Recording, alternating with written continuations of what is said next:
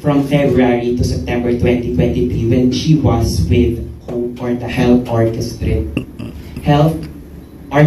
Positive Learning, a DepEd project. She believes it could be to influence her decision as HOPE. Your response po?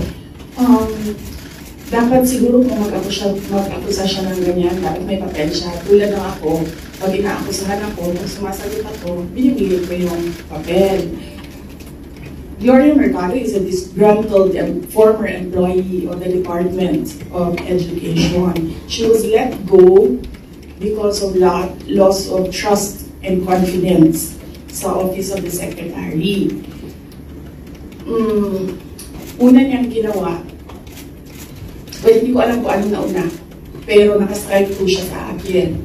Ang una niyang ginawa, nag-solicit siya ng 16 million pesos sa isang kumpanya on paper using my name without any authorization from the Department of Education.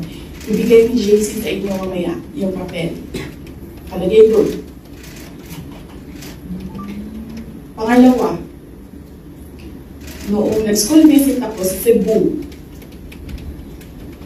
merong lumapit sa akin na teacher. Sabi niya sa akin, Inday Sara, masakit sa loob namin na mga teachers kami na nasa field. Tapos merong humahawak ng teacher items na wala dito sa aming probinsya o wala dito sa aming region. So, pinakwento ko siya. Iyon naman yung purpose ng aking mga school visits, diba, sa iba't ibang lugar. Sabi ko, wala naman tayo, kwento mo lahat sa akin.